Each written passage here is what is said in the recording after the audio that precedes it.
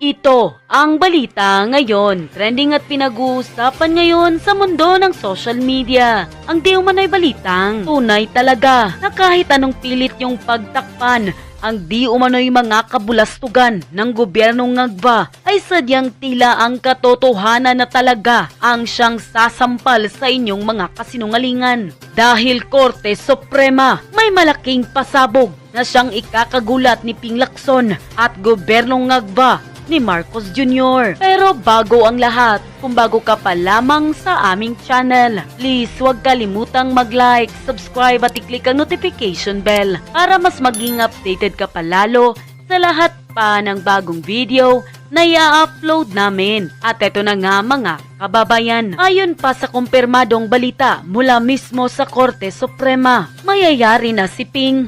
Supreme Court question Lacson Senate over alleged cover-up of flood control report. The Supreme Court EC has ordered the Senate Blue Ribbon Committee, chaired by Senator Pampilo Ping Lacson, to explain its refusal to release a controversial draft report linked to the alleged flood control scandal. In an en banc resolution, the High Court directed the respondents to submit their comment within 10 days, signaling the start of judicial scrutiny over the report's secrecy. However, the SC clarified that it has not yet given due course to the petition. The court also denied the petitioner's request for a temporary restraining order (TRO) and a status quo ante order, allowing the committee to keep the document confidential for now. The petition was filed by lawyers Eldridge Marvin Asiron, Kinila Bastilla, and Purificacion Bartolome Bernabe, who are seeking the public release of the draft partial report, citing urgent public interest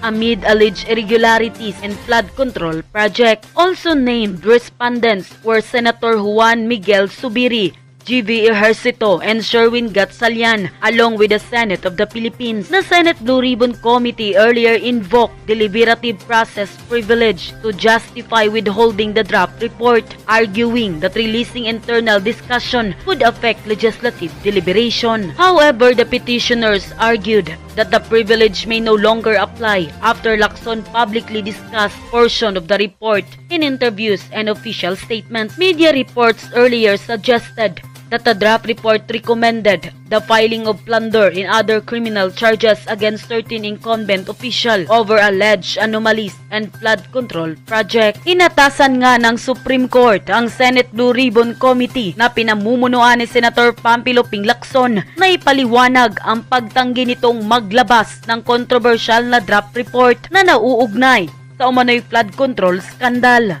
Po lahat, sana po'y patuloy kayo na mag-share. Hikayatin po ninyo yung iba nating mga kababayan na mag-tune in live sa ating live broadcast ngayong araw po ng August 19. Ang ating tatalakayin, baha, pamalit ulo sa ICC at Budol Unit Team 2.0. Simulan po natin sa baha dahil lahat tayo ay naantala ang ating araw-araw na pamumuhay dahil na lamang sa paulit-ulit na baha.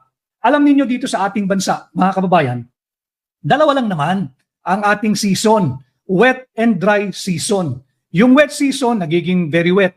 Yung dry season nagiging very dry. But both seasons are predictable. Whether it be wet season o dry season. Alam na nating lahat, hindi ka kinakailangan maging eksperto o maging kawani o opisyal ng Pag-asa upang malaman na dalawa lamang ang season natin sa Pilipinas. Ang wet and dry season. Very predictable. But and yet, kahit ito ay predictable, paulit-ulit tayong naaantala, sinasalanta at pineperwisyo ng baha. At hindi natin titigilan itong usapin ng baha. Lubog ang Metro Manila. Ilang araw nang walang pasok ang halos lahat ng paaralan sa Kalakhang, Maynila. Dahil sa baha. Ilang libo o ilang daang libong empleyado ang naiipit, nai-stranded, dulot ng pagbaha. Ilang daang milyon kung hindi man bilyong halaga ng kalakal ang nalulusaw dahil sa baha bukod pa sa trafiko. Bukod sa baha, yan pan traffic. And yet, hanggang ngayon, tulog ang chairman ng Blue Ribbon Committee ng Senado. Lubog ang Metro Manila sa baha. Kailan kaya gaganapin muli Kailan kaya sisimulan muli? Kailan kaya magbubukas muli ang pagsisiyasat sa mga daang bilyong piso, kung hindi man trilyong pisong halaga ng pera nating mga Pilipino na dapat sana ay sa flood mitigation project na nauwi sa mali-malitang korupsyon. Kalampagin din natin ang Senado. Kailan sisimulan muli? Kailan bubuksan muli? Kailan muli magsisiyasat ang Blue Ribbon Committee ng Senado tungkol dito sa napaka mapanira na pangyayari dulot ng pagbaha? Dito natin makikita yung prioridad ng chairman, yung pinuno ng Blue Ribbon Committee. Yung chairman ng Blue Ribbon Committee, manhead, samantalang nung siya ay nasa labas pa ng serbisyo, nung siya ay hindi pa kasali sa istruktura ng gobyerno, ang kanyang mga programa, kunwari ay para sa masa, kunwari ay para sa mahihirap, kunyari ay galit sa mga korap, at ngayon siya ay binigyan ng pagkakataon ng mamamayang Pilipino, tahimik, busal ang bibig kung kailan niya sisimulan ang pagdinig dito sa maanumalya, napakalawak na kurakot at laganap na korupsyon sa flood control funds. Na ngayon, ang Kalakhang Maynila at ang ating mga kalunos-lunos na kababayan dyan sa lalawigan ng Bulacan ay lubog pa rin sa baha. Hindi na naalis ang tubig baha. Puno na sila ng alipunga dahil lamang sa kapabayaan ng mga naatasan ng ating saligang batas na magsiyasat dito sa napakamaanumalyang flood control funds corruption. Dito rin natin pag-uusapan itong panukalang 7.2 trillion pesos na National Expenditure Program. Yung panukalang budget for 2027. Napakalaki. 7.2 trillion pesos. Magkano na naman ang ating uutangin? Sapagkat hindi naman sasapat yung revenue o koleksyon ng gobyerno. At doon sa 7.2 trillion pesos na yan, mayroong panukala na magtabi o maglaan ng 3.4 billion pesos para sa MMDA. Ano ang gagawin ng MMDA sa 3.4 billion pesos na nais ilagak ng President's budget for 2027? Yan daw po ay upang maibsan ang problemang dulot ng pagbaha. 3.4 billion pesos. And of the 3.4 billion pesos, maliit na halaga lamang po ito pag tiningnan naman ninyo yung kabuoang halaga na ipinapanukala ng tanggapan ni Bongbong Marcos sa Kongreso. Yung kabuoang pondo para dyan sa flood control ay nagkakahalaga ng 107 billion pesos. Tama yung narinig ninyo. 107 billion pesos ang panukala nilang flood control budget for 2027. Isa na namang malaking kahibangan itong 107 billion na hinihingi ng Marcos Jr. administration sa Kongreso. Bantayan ninyo ito mga kababayan. Sapagkat ang kainaman ngayon ay napakarami na ang nagagalit, nagmumura, nanunumpa, yung mga ginang ng tahanan, mga batang estudyante, ang mga iba't ibang professionals, iba't ibang manggagawa, driver ng bus, driver ng jeep, driver ng padjak, driver ng tricycle, nagmumurat galit na dahil pineperwisyo sila ilang araw na, ilang linggo na nitong baha, paulit-ulit na lang. And yet, for next year, ang hinihinging pondo ng DPWH ay 107 billion para sa flood control budget. Ito'y dapat nating bantayan. Mauuwi na naman ito sa mali-malitang suhol pag hindi natin ito binantayan. At ayon sa ating pagsasaliksik, at lumabas na rin ito, mula 2011 hanggang 2025 o kabuuang 14 years from 2011 to 2025, ang nailagak ng pera nating mga Pilipino patungkol dyan sa pag-ayos ng problema natin sa baha ay 1.939 trillion pesos. Ganyan na kalaki ang ating ginagastos para dito sa flood control budget. From 2011, lagay po natin sa tamang perspektibo, no? From 2011 to 2025, ang ginagastos na nating mga Pilipino patungkol dito sa flood control budget ay 1.939 trillion. Ganyan na po kalaki yung perang iginugugol nating mga Pilipino. Pero sa kabila ng napakalaking pondong ibinibigay na, ibinuhos na para sa flood control, paulit-ulit pa rin ang pagbaha. Nakakasawa na, nakakasuya na, nakakagalit na. Ulitin ko, sa dami ng aking nakausap sa aking paglilibot, ultimo, mga ordinaryong ginang ng tahanan, salamat po sa inyo.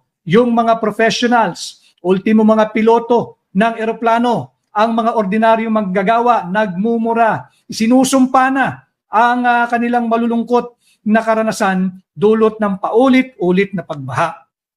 Ang pangunahin dito, pagdating sa NCR muna tayo. Bakit natin kinakailangan talakayin ito? Upang ituwid ang buling pagsisinungaling ng mga nasa pamahalaan. Bati lang ho natin ang iba nating mga kasama. Si Atla Arnie Pialo from Johor Bahru, Malaysia, maraming salamat sa iyo sa iyong nakaabot siya.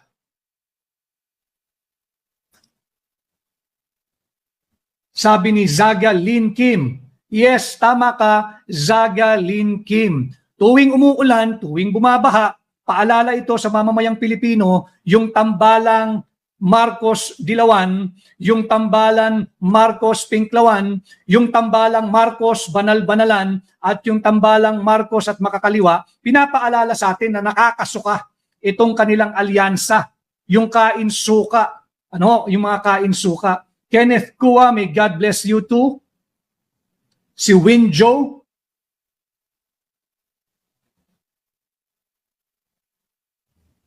sabi ni Sonia Amaro, pagbigyan daan natin ang komento ni Sonia Amaro. Ang nagbulgar ng flood control, I agree, sapagkat noon pa lamang ay ibinulgar na, sumabog na noong 2024, nung kanyang SONA ay ipinakita na yung pagbaha noong 2025. At hanggang ngayon, hindi linulubaybayan ng ni Mother Nature ang pag-fact check sa napakasinungaling na kasalukuyang administrasyon. Si Kimura Dolores, meron din tayong kasama from Surigao del Sur, Mindanao, si Elsa Bayeta. God bless you too, and may God bless you more, Antonio Pascual Jr. Kasama natin ang ating mga kaibigan, ang Sara Duterte Supporters New York, SDS New York. Maraming salamat sa inyong patuloy na pagsubaybay at pagtangkilik sa ating live.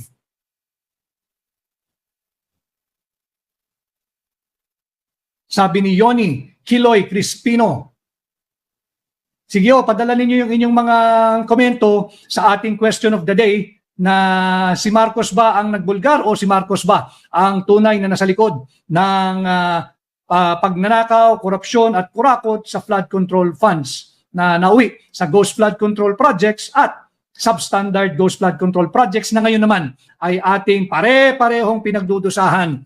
Di bali sana kung tayo may kagagawan. Di ba? Kung tayo may kagagawan, pagdusahan natin. Pero tayo'y paulit-ulit na binibiktima. Si Maria Fema Duterte, kasama natin, nanunood. Let's apply easy accounting, sabi ng SDS New York. Ibalik muna ang ninakaw nila para sa FCP. Meron din tayong kasama mula sa Dubai. So ito yung ating talakayan ngayon. Yung MMDA, budget for 2026. MMDA, makinig kayo ha. Ang budget ng MMDA ngayong taong 2026 ay 5.88 billion. Kayo, tayong mga nasa Metro Manila, ang budget ng MMDA ay 5.88 billion. MMDA yon, galing sa pambansang pamahalaan yung budget niya. Hindi pa ron kasali yung individual budgets of the LGUs within Metro Manila. All the cities and one municipality, hindi kasali doon ang budget nila. Dahil kung isasama mo ron, higit na malaki sa 5.88 billion. And of the 5.88 billion, yung 2.5 billion this year, 2.5 billion specifically allotted, specifically dedicated, and I think I can say exclusively dedicated for flood control projects, for flood control mitigations. 2.5 billion, MMDA lang yon. Kaya naman, nung akala nila nabudol nila ang mamamayang Pilipino, ito galing sa inyo to MMDA ha. Huwag sasama ang loob ninyo. Sisihin ninyo yung opisyal ninyo. Galing sa inyo ang pahayag na ito. Pakibasa po ninyo mga kababayan at magkomento din kayo. Sang-ayon ba kayo sa naging mapangahas na pahayag ng MMDA na naayos na nila ang flood control problem dito sa Metro Manila? Kayo po ang sasagot nito. Hindi ko po salita ito. Ito po ay salita ng MMDA. Big improvement. Ibig mong sabihin, lubog ang Metro Manila, big improvement na yan. Ibig mong sabihin, dapat kami magpasalamat sa inyo dahil kung hindi pala ninyo inayos ang mga daluyan ng tubig, ang mga kanal, lampas tao na ang magiging tubig baha sa Metro Manila. Panagutin natin sapagkat humihingi tayo ng transparency and full accountability. Ang MMDA, bago na naman magtanggi-tanggi yung lukaret dyan sa palasyo, ang MMDA sa istruktura po ng pamahalaan ay nasa ilalim ng Office of the President. Now, if it is under the Office of the President, big pronouncement like this, na malaking improvement ang nangyari sa pagbaha sa Metro Manila, sang-ayon si Bongbong Marcos sapagkat sa ilalim ito ng tanggapan ng Pangulo. At ang Pangulo ay si Bongbong Marcos. Hinayaan niya ang ganitong mapakapangahas na anunsyo, therefore, aprobado nila ang ganitong pambubudol ng MMDA. Pinacheck sila muli ng habagat ng sama ng panahon ng tag-ulan ni Mother Nature.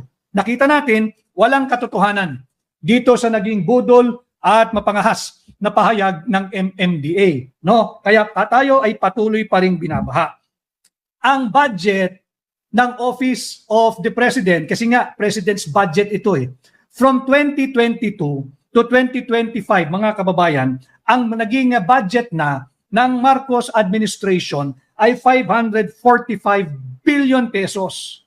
545 billion pesos na ang naging halaga ng budget ng Marcos Jr. administration for flood control projects, for flood control mitigation nationwide.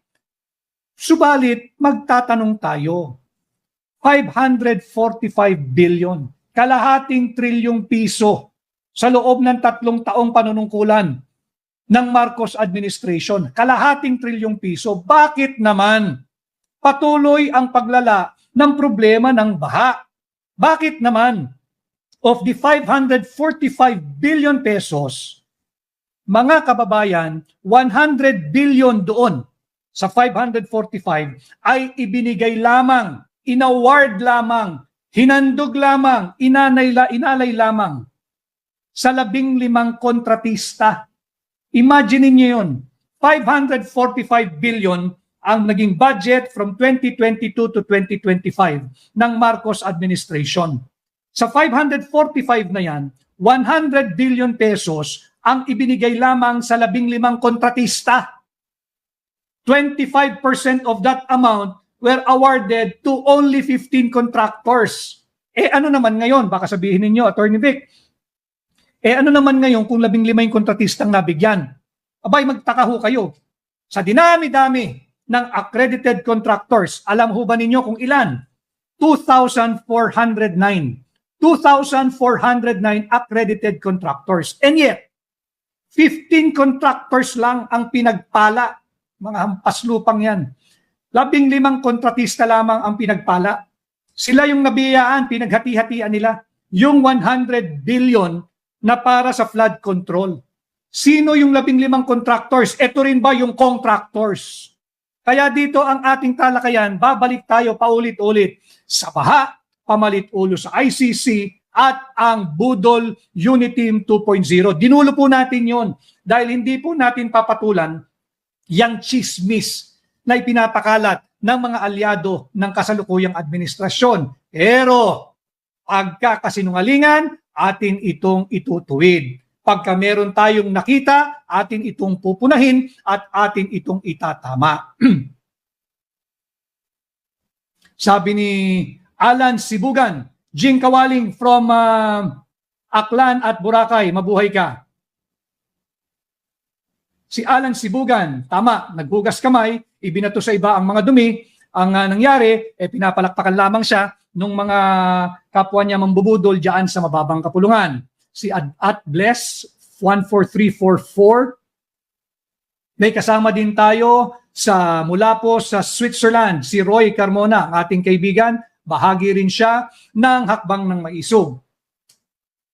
Sabi ni Nenita, ito ang sentimiento ng mga Pilipino. Maraming salamat po sa halos mag-1,000 live viewers natin dito sa ating Magic Eye. Sana ho'y patuloy kayo na mag-engage, mag-like, mag-comment, mag-react, mag-share at mag-subscribe po sa YouTube. Alam kong higit na marami, yung ating base ay nasa Facebook. Patuloy po kayo na makipag-engage. Mag-comment, mag-react, mag-like, mag-share, napakahalaga po nun, lalo ng ating topic ngayong araw, at mag-follow po kayo sa ating pahina sa Facebook. Basahin po natin yung iba pa nating mga kasama na nagko-komento, si at Emilia Almares from Las Vegas, Nevada.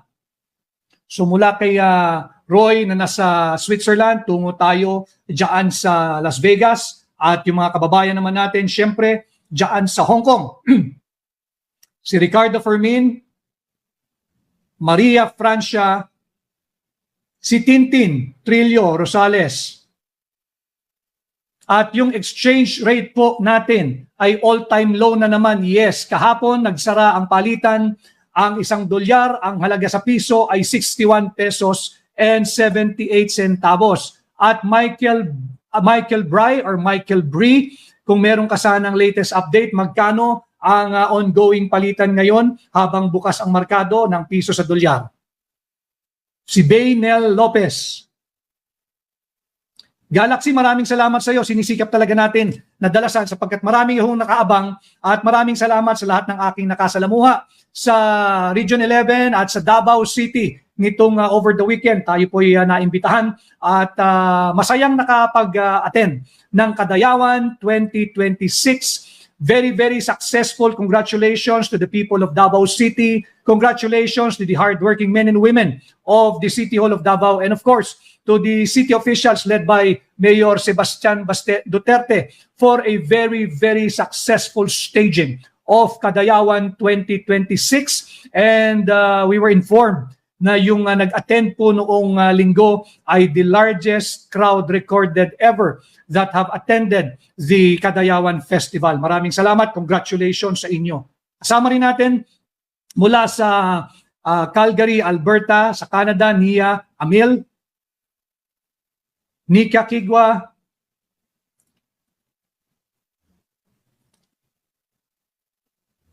si Donmar TV. So yun yung budget. Pinagati-hatian ng 15 kontratista lamang. 100 billion na uwi lamang na corner ng 15 kontratista. Napakaswerte naman ito, napakapalad naman ito. At yung ating mga kababayan, wag naman natin basta i-focus lang sa national government, sa MMDA. Ano na ito kawing-kawing na problema na ito. Inuna lang natin sa MMDA dahil mantakin naman ninyo. Ginagago na tayo, ini-insulto na tayo, adding insult to injury. Ang daming na stranded na estudyante MMDA. Tama, narinig ninyo. Ang daming mga estudyanteng hindi nakauwi. Maraming mga magulang ang napuyat, hindi nakatulog, nag-alala dahil stranded yung kanilang mga mahal na anak na naipit dyan, dulot ng baha. Tapos itong lokong MMDA, ito sasabihin sa atin. Paano ka naman matutuwa dyan? Diba? Yung mga kabataan natin stranded. Ilang araw nang kundi suspended ng klase, pahirapan ng pag-uwi, nag-aalala mga magulang, susundo pa, tapos mga walang pasok, napakarami na. How many man-hours lost because of the flooding? How many productivity cost and opportunity missed or opportunity lost dahil sa pagbaha? Bilyong piso na rin ang halaga niyan. Yung LGU, bukod sa MMDA, yung LGU, yung mga mahal nating kababayan dito sa National Capital Region, mag-isip-isip din kayo kung saan man kayong syudad o kung saan man kayo, isa lang naman ang munisipyo dito sa National Capital Region. Hindi ba ninyo napansin, nakatutok tayo sa national government. Tama yan, dahil ninanakaw nila yung pondo natin para sa flood control. Pero mag-isip-isip din tayo. Baka naman, ineffective na, in fact, liability na, non-performing na, o tuyot na yung pagiging innovative o yung pagiging creative ng mga kasalukuyang naglilingkod sa mga local government units. Sa tagal nila sa pwesto, ilang taon na silang pabalik-balik sa City Hall at sa munisipyo, nagpalit-palit lang ng pwesto, Kung hindi mayor, naging vice mayor, naging congressman. Iniikot lang nila lahat ng available na upuang pwede nilang upuan. Hindi naman bumubuti ang baha, ang sitwasyon ng baha sa inyong lugar. Tanungin ninyo ang sarili ninyo. Ilang taon nang pabalik-balik, ilang termino na, ilang dekada na silang namumuno sa inyong mga lungsod. Marahil diyan sa isang munisipyo sa Metro Manila. Hindi naman bumubuti ang lagay o sitwasyon ng mga nasabing syudad tuwing tag-ulan, tuwing habagat, tuwing may bagyo. Binabaha pa rin kayo. At yung mga lugar na hindi naman traditionally binabaha ay ngayon binabaha na rin. Tanungin ninyo yung inyong mga local government heads, yung inyong mga local government officials. Bakit ho pabalik-balik kayo sa pwesto? Nagpalit-palit na kayo ng tatay mo, ng asawa mo, ng anak mo, ng kapatid mo. Bakit ho sa ilang dekada na kayo nasa pwesto, bakit binabaha pa rin ang ating lungsod? Pabalik-balik kayo, nakailang termino na kayo, nakailang taon na kayo, ilang dekada na kayo dyan, baka panahon na magpalit na tayo ng liderato hindi lamang sa national politics, kung hindi pati sa local politics. Yan yung ating pag-isipan. Napapanahon na. Hindi lamang ito isang sisi na dapat nating ibagsak sa mga corrupt at magnanakaw at kawatan sa national government. Huwag lang din nating tingnan basta-basta. Isisi ito kay MMDA. Ang budget ni MMDA, malaki ang pagkukulang niya. Pero ang budget niya, kagaya ho ngayong taon, 2026, 2.5 billion ang specifically dedicated for flood control. Mali ito yun. Tanungin ninyo yung inyong mga local government officials, magkano ba mayor, magkano ba vice mayor, magkano ba congressman, magkano ba konsihal ang budget ng ating lungsod upang labanan ninyo, ayusin ninyo, kumpunihin ninyo ang ating mga drainage system, ang ating mga ilog. Bakit hanggang ngayon binabaha pa rin kami? Bakit na lang tuwing tag-ulan kinakailangan kami mag-evacuate at bubusugin lang nyo kami sa mga libreng kanin na may konting sopas, paulit-ulit paulit-ulit, sardinas dito, yung instant noodle, instant mami, magpapakaroon ng hot kitchen. Happy na ba kayo dyan? Kontento na ba kayo dyan? This is not the kind of government that we want. And this is not the kind of service that we deserve. We deserve more. Kaya yung mga nasa LGU, mag-isip kayo, pabalik-balik na yung mga yan, ilang dekada na, ilang taon na, ilang termino na, nagpapalitan, nagsasalitan lang ng posisyon, iisang pamilya, iisang pangalan, pero patuloy pa rin tayong binabaha. Magising na kayo. Naririnig ko yung mga usapan sa palengke. Paminsan-minsan tayo nagpupunta sa palengke diyan sa farmers. Lalo na pagka meron tayong mga bisita, gusto ko ako mismo ang namimili maagang maaga para sa riwa, nakakapamili tayo. Naririnig ko na yung kanilang mga reklamo, yung pagmumura, yung galit, yung ngit-ngit. At ito dapat natin i-channel into a positive way para naman magkaroon na tayo ng mga bagong liderato at pagbabagong liderato sa ating mga lugar. Ano? DPWH, kasama rin ito sa problema. Sabi nitong DPWH, mahilig kasi ito, magpaparang MMDA din. Ulitin ko yung pahayag ng MMDA. Okay. Sabi ng DPWH, muli nilang sinabi na ang kanilang prioridad, tingnan ninyo yung opisyal ng DPWH, ang kanilang prioridad ay flood control management and flood control mitigation sa 2027 budget. Hindi ba naman talagang ulupong na pahayag yan? Ang kanilang raw prioridad ay flood control management at flood control mitigation sa 2027 budget. Sino ang binubudol mo? Ang budget pagdating sa flood control mula 2011 hanggang 2025 ay 1.939 trillion na. Bakit mo kami lolokohin na for 2027 prioridad mo ang flood control management at flood control mitigation? Huwag mo kaming pinagluloko, galit na ang tao. Ang daming nai-stranded. Kawawa ang ating mga estudyante. Mga tinamaan kayo ng magaling. Akala ko ba bumuti na ang sitwasyon sa pagbaha sa NCR at sa Bulacan? Bakit hindi kayo bumisita sa Bulacan, mga buwisit kayo? Bakit hindi kayo magpunta sa mga eskwelahan tuwing kasagsagan ng baha?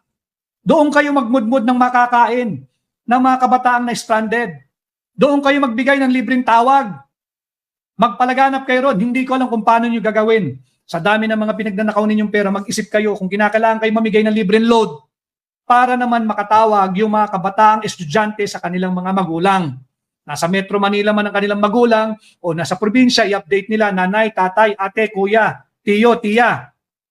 Hindi ako makakauwi dahil stranded na naman kami sa baha dito sa Metro Manila.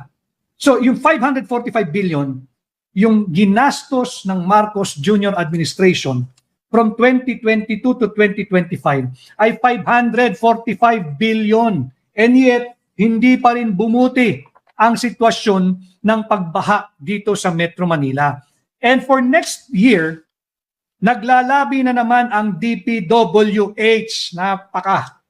Dahil prioridad daw nila, next year pa, lulunurin muna tayo.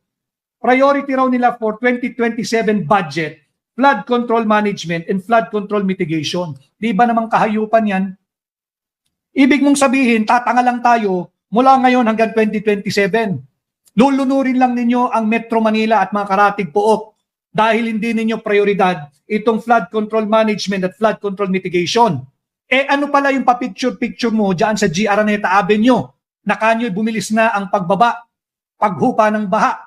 Diyan sa Espanya, diyan sa Magallanes, sa napakaraming lugar. Ano pala yon? Picture lamang, propaganda lamang, alam namin yon. Pero yung sinasabi ng DPWH, while they are lobbying for a 107 billion flood control budget for next year, the gall and the temerity of this DPWH to announce that their priorities are flood control management and flood control mitigation in the 2027 budget. So ngayon wala tayong asahan. Sa dami ng perang dumaan sa inyo, daang bilyon na, kung hindi trilyong piso na ang dumaan sa inyo, wala kayong prioridad na maibsan ito. Sa tagal ninyo dyan sa pwesto, sa ilalim ng kasalukuyang administrasyon, wala kayong plano for flood control management at flood control mitigation. Ito'y isang malaking kahibangan. Huwag kayong magpapabudol. Ginagabayan ko kayo para hindi tayo magpabudol. At salamat sa ulan. Nakakaawa yung mga nasasalanta. Pero sa kabilang banda, pasalamatan natin ang ulan upang hindi natin makalimutan ang kahayupang ginagawa ng kasalukuyang administrasyon pagdating sa issue ng flood control. Nakakagalit na ho, paulit-ulit at hindi ito titigil. Hindi ito titigil, year in, year out. Alam ng kahit na sinong administrasyon, year in, year out. Alam ng kahit na sinong administrasyon, dalawa lamang ang ating season, wet and dry season. Hindi mo pa mapaghandaan yung wet season. Ninanakaw pa yung pondo para dyan sa flood control. Sa MMDA, while I have nothing against the chairman, who is a fellow lawyer, a colleague in the profession of law, I think it's time that we all consider, as Filipinos, wag na yung gobyerno, walang asahan dyan, dapat panahon na ating isiping mabuti. Sino ba ang dapat nating itinatalagang chairman ng MMDA? Ano ba ang qualification? With due respect to the present chairman, wala naman kaming personal interaction ito. Objectively, it's time. We should consider an engineer, an architect, or an urban planner. Yang tatlong yan na mamuno sa MMDA bilang chairman. Yung MMDA bilang chairman, kunyari meron tayong urban planner. Ang tatrabahuhin niya, tingnan niya ang buong Kalakhang Maynila bilang isang connected system. Hindi yung iba yung approach sa seating ito. Pagtawid mo ng geographical boundary, poste lang naman ang pagitan, iba rin ang approach mo. Kanya hindi nagtutugma-tugma yung ating flood control system. And I think malaking bagay o malaking bahagi dapat nating isipin panahon na ating suriin kung sino ba dapat ang ating itinatalaga bilang chairman ng MMDA. Lawyer, okay, marunong sa batas, pero hindi batas ang kailangan natin eh. Hindi naman korte yan eh. Hindi naman korte yan. Lagyan natin ng marunong, yung kayang mag-coordinate at nakakaunawa sa urban planning. Maybe an urban planner, maybe an engineer, or maybe an architect. So he or she may be able to design kung paano yung tamang flow ng ating mga estero, ng ating mga kanal, ano yung dapat pagdugtungin, ano yung dapat wag na nating pagkagastusan dahil wala ng pag-asa pagkus gumawa ng panibagong daluyan ng tubig. And we need an urban planner. Dahil hindi pwedeng sabihin na, kasi pag urban planner, baka hindi niya kayanin yung mga siga o yung mga malalakas na personalidad na mga mayor or mayora ng Kalakhang Maynila. Hindi ho rason yun. ang MMDA ay under the Office of the President. Pagka tinulungan ng Office of the President o ng Pangulo mismo ang chairman ng MMDA, susunod naman ang mga mayor. Pero pag hindi mo prioridad ang MMDA, na hindi naman dapat hindi maging prioridad, with all due respect sa ating mga kababayan sa Mindanao at Visayas, hanggat ang setup natin, ang seat of power ay nasa Metro Manila, ang mga industriya, yung mga mamumuhunan, yung mga movers and shakers, decision makers ng negosyo at malalaking negosyante ay nasa Metro Manila, hindi natin din pwedeng pabayaan ang Metro Manila. Kaya dapat dito, lagyan natin ng isang mahusay na chairman ng MMDA. Maaari, again, ulitin ko could be a choice between an engineer para makita niya yung civil works at infrastruktura, ganun din ang isang arkitekto na nakakaunawa o dili kaya urban planner. Yun ang ilagay natin. Huwag na yung mga refer ng kung sino mang dating mayor na dating naging cabinet secretary o yung mga dating mayor ng Kalakang Maynila, ilalagay mo dyan o yung karatig lugar. Hindi kailangan ng politiko, kinakailangan na dito solusyon. Hindi na kinakailangan ng politiko, kinakailangan dito solusyonan na ang baha sa Metro Manila. At magiging matagumpay ang kahit na sinong urban planner, halimbawa, urban planner ang inilagay natin bilang chairman ng Metro Manila, yung OP or Office of the President should make it a priority kung paano maayos ang traffic at pagbaha sa Metro Manila. And I think we can look forward sa ilalim ng administrasyon ni Inday Sara Duterte. Pagdating sa Metro Manila, alam niya gagawin.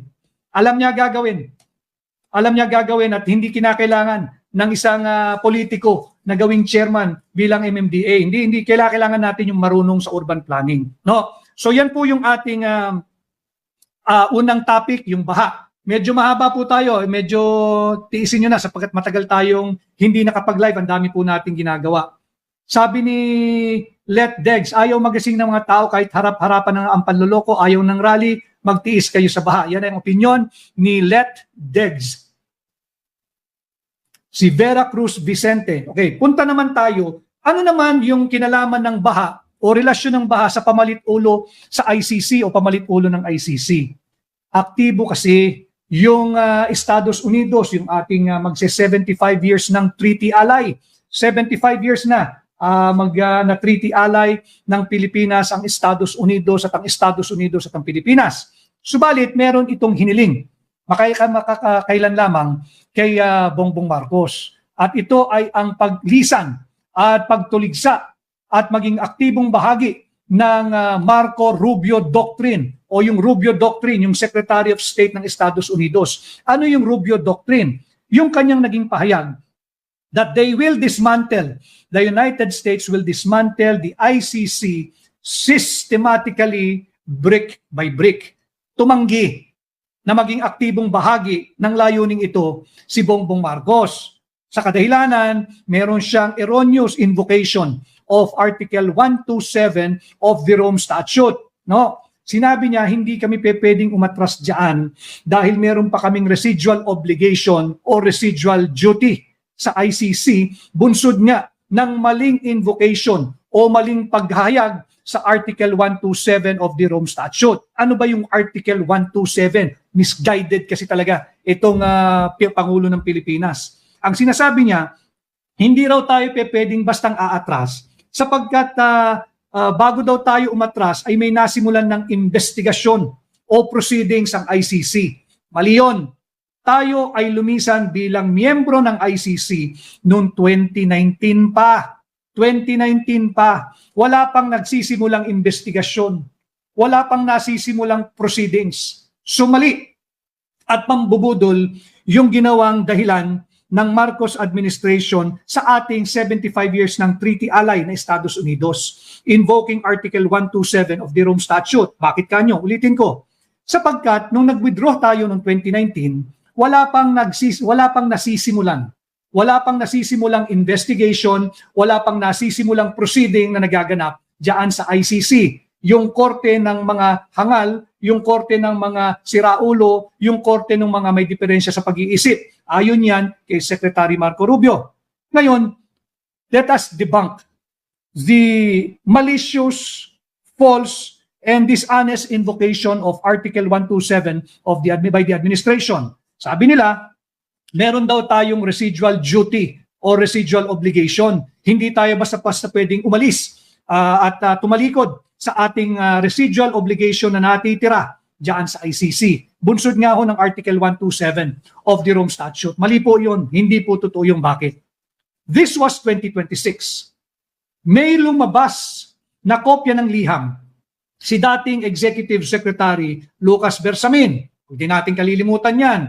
Meron ding akusasyon yan laban dyan patungkol sa flood control at yung pagkalikot sa ating pambansang budget. At dito muna tayo, yung palit ulo sa ICC. Tinanggihan ni Bongbong Marcos yung hiling na Donald Trump ang Pangulo ng Estados Unidos na kanyang ipinarating through sa kanyang Secretary of State Marco Rubio. Tinanggihan ni Bongbong na wag nang sumuporta, wag nang kilalanin, wag nang kanlungin, at wag nang bigyang pakikipagtulungan ang ICC. Sapagkat sabi niya may Article 127 kasi na sabi niya sa Article 127, kapag meron ng nasimulang investigation o proceeding, hindi tayo basta-basta tatalikod. Mali yun mga kababayan, huwag kayong papadala roon. Bakit? Yung liham ng Malacanang through then Executive Secretary Lucas Bersamin, dated December 15 of 2023, he wrote, addressed to Vice President Inday Sara Duterte, and attached doon, kalakip doon, yung liham o yung tugon ni Bongbong Marcos bilang Pangulo ng Pilipinas sa katanungan ni Vice President Inday Sara Duterte, ano ba ang tindig? Ano ba ang paninindigan ng iyong administrasyon ng ating pamahalaan pagdating sa ICC? Sumagot si Bongbong Marcos bilang Pangulo. December 15, 2023. Kalakip yun ng covering letter na dated December 15, 2023 ni Lucas Bersamin, dating Executive Secretary. Yung Marcos letter to Vice President Inday Sara of 15 December 2023, malinaw ang nakalagay doon. Sabi ni BBM, and I quote, "The government will not assist the ICC in any way, shape, or form." At bago siya nagpaalam sa liham yun, may tinugtong pa siya. And I quote, sabi niya ito ni BBM sa kanyang liham kay VP Inday Sara Duterte, dated 15 December 2023. Dugtong pa niya, "As is my sworn duty," dahil nga sa kanyang sinumpaan sa ilalim ng ating saligang batas, Article 7, Section 5 of the Constitution, sabi niya, "I will continue to defend and assert the sovereignty of the Republic of the Philippines at all times." This was December 15, 2023. In-invoke pa niya yung kanyang oath of office at hindi rin niya ginawa ito. Tinalikuran din niya ito. Impeachable yun, mga kababayan. Sapagkat a few months after December 15, 2023, a few after the lapse of more than 1 year, March 11, 2025, naganap na yung state-sponsored kidnapping kay Pangulong Duterte. Fast forward, ngayong araw, naglabasan diyan sa Guardian News, Al Jazeera at GMA Network. Sinanksyon na ng Estados Unidos ang Japanese judge na si Tomoko Akane at yung Senegalese senior trial lawyer na si Abdoulaye Seye. Sila ay sinanksyon na ng Estados Unidos. Bakit? Dahil bahagi sila ng ICC na patuloy na nakikialam at umaaktong pulis-pulisan ng kalawakan ng buong mundo. Samantalang ang mga miyembro nito kaduda-duda din ang prinsipyo at paninindigan. Ano ang kinalaman ng baha at pamalit ulo ng ICC at ICC? Dito papasok ngayon na itong Rubio Doctrine na maigting at matapang na isinusulong ng Estados Unidos, ito rin kaya ang dahilan kung bakit hindi seryoso ang administrasyong Marcos na arestuhin si Zaldico. Diba? Sapagkat si Zaldico, meron siyang naging video na pahayag noon sa video, in-upload niya, kanyang sinabi na totoo ang mga naging pahayag ng mga dating sundalong na assign sa kanya bilang kanyang mga security. Yung mga dating sundalo, iba ron ay miyembro ng Philippine Marines, hindi ba? So, bakit hindi seryoso, bakit hindi agresibo ang Marcos administration na mahuli si Zaldico? Hindi ito katang-isip. Meron tayong basihan. Sapagkat si Zaldico, pag yan ay nahuli, pwede siyang ibigay sa kustodiya ng Estados Unidos bilang ating tulong. Treaty ally tayo, 75 years na eh. Ibigay si Zaldico sa Estados Unidos upang lalo silang makabuo ng solidong kaso laban sa ICC. Ito yung aking patunay. Dahil madalas uli ang kanyang paglabas, ito ay inakda ni Congressman Toby Tiangco. House Resolution 808. At ang mahalaga rito, tingnan niyo itong date na ito. February 23, 2026 pa ito nakafile. Ano linalaman ng House Resolution? Ito yung title. Bakit hanggang ngayon ay walang ginagawang public inquiry doon sa status of warrant of arrest laban kay Zaldico? Bakit tila mauuna pang makansila at madakip yung mag-inang Senador Loren Legarda at Congressman Leandro Leviste kesa kay Zaldico? February 23, mga kababayan, February 23, 2026 pa ito nakafile? Ito ay inupuan. Ito ay inupuan ng kasalukuyang administrasyon. Tapos tatakutin yung mag-inang Legarda na baka sila ay kansilahin ang kanilang pasaporte, nauna pa sila kaysa kay Zaldico. Sabi ni ako si Embang Calembang, tama ito, sapagkat si VP Inday ang nagsabi na dalawa lang naman ang nagpapatakbo ng budget ng Pilipinas, si Martin Romualdez at si Zaldico. Tama yung punto mo, ako si Embang Calembang. Maraming salamat sa iyong napaka-sharp na obserbasyon.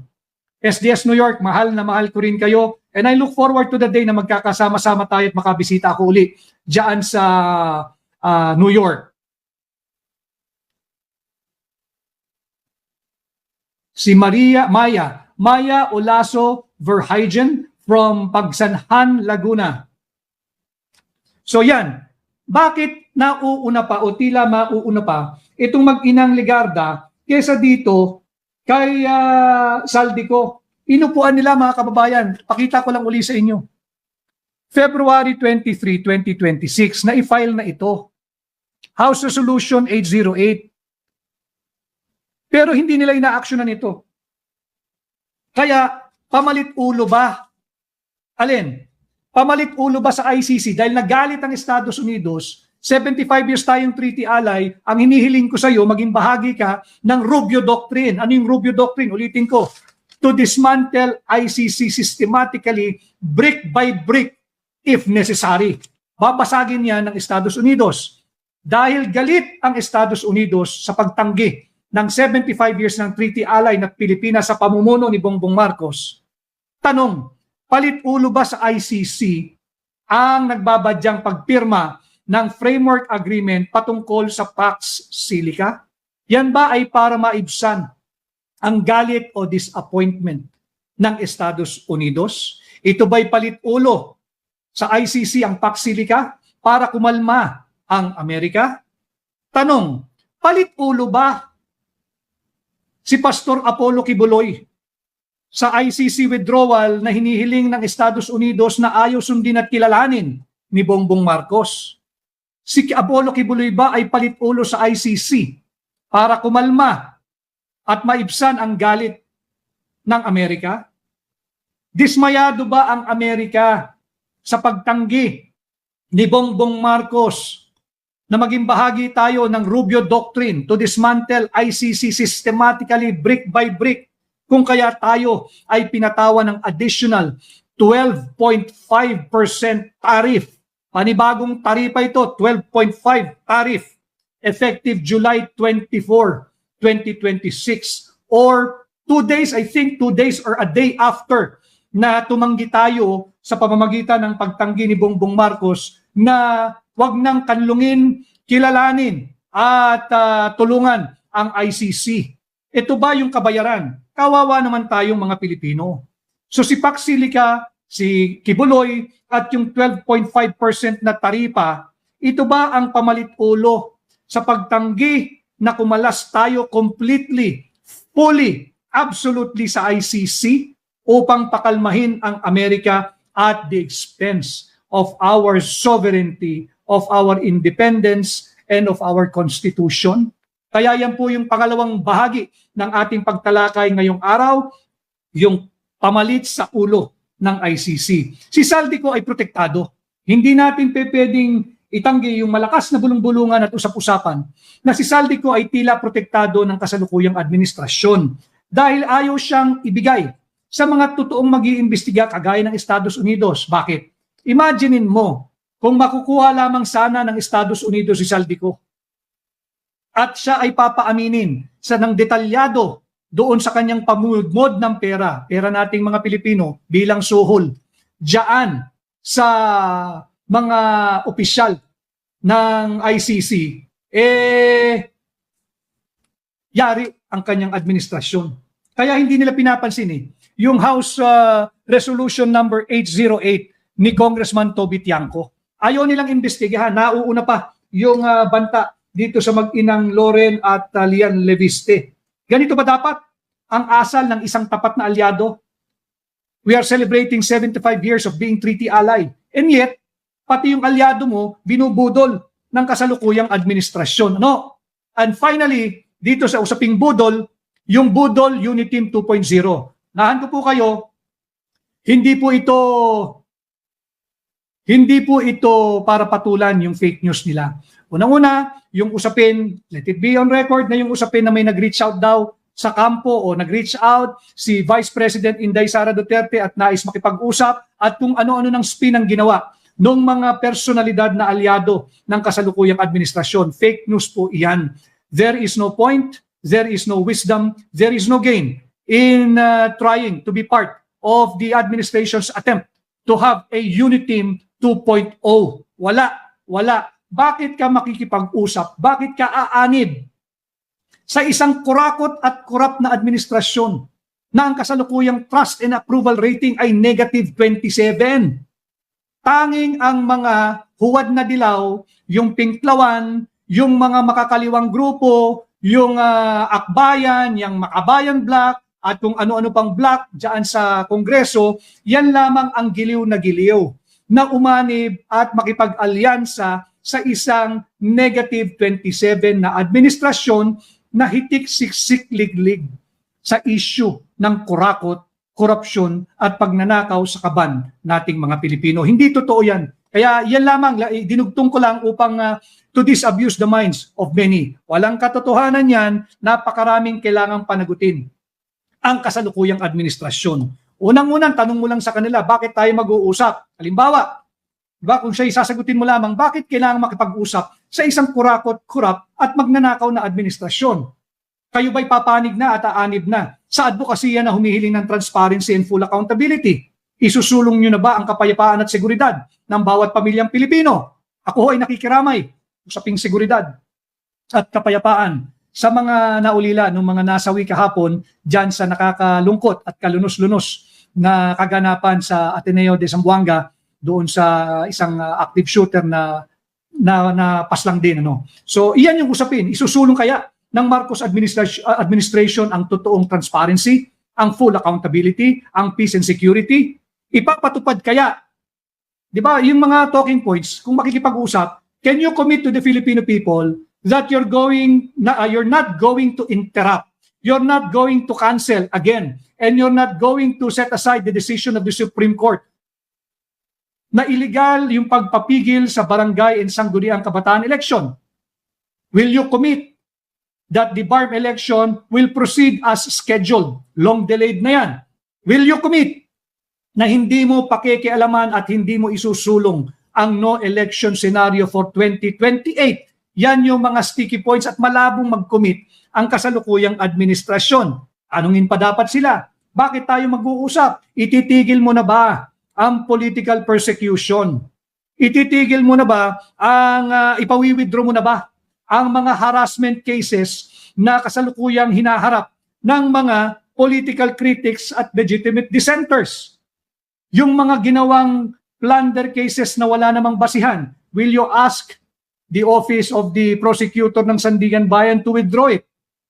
Kakausapin mo ba yung mga government lawyers, i-withdraw nyo na yan dahil hindi nakakatulong sa bayan. Ini-spin kasi mga kababayan na mabuti daw yung nagbabadyang pakikipag-usap ni VP Inday Sara. Baliktad pakikipag-usap ni VP Inday kay Bongbong Marcos na mabuti raw ito, makakabuti raw ito sa bansa. Makikita mo yung naratibo, yung direksyon nila. Hindi natin papatulan ng chismis, but we have to correct yung direksyon ng kanilang naratibo. At yan na nga ang buong detalye ng ating balita. Napakasalimuot at napakahalaga ng usaping ito. Kaya naman napakalaki rin ang epekto nito sa ating lipunan. Kayo naman, ano ang inyong personal na pananaw, reaksyon o masasabi patungkol sa isyong ito? Kung mayroon kayong mga karagdagang impormasyon, hinaing o komento, mangyaring isulat lamang ang mga iyan sa ating comment section sa ibaba. Huwag kayong magatubiling magpahayag ng inyong saloobin dahil personal na babasahin at pupusuan yan ng aming buong team. Gusto naming marinig ang boses ng bawat isa sa inyo para magkaroon tayo ng isang makabuluhang talakayan. At kung sa tingin ninyo ay nakapaghatid kami ng mahalagang impormasyon sa inyo ngayong araw, please, huwag niyong kalimutang i-like ang video na ito. Mag-subscribe na rin kayo sa ating channel at huwag mong kalimutang i-click ang notification bell para lagi kang updated at laging una sa pinakabagong balita at kaganapan sa loob at labas ng bansa. Paki-share na rin po ang video na ito sa inyong mga kaibigan at pamilya para mas marami pa tayong mga kababayan ang makaalam, mamulat at maging handa sa mga nangyayari sa ating paligid. Ang inyong simpleng pag-share ay napakalaking tulong para maabot ng katotohanan ang mas marami pa nating mga kababayan. Muli, maraming salamat sa inyong walang sawang pagtitiwala at pagsuporta sa ating channel. Ako ang inyong kabalikat sa paghahatid ng totoong balita. Mag-ingat po kayong lahat at magkita-kita muli tayo sa susunod nating video.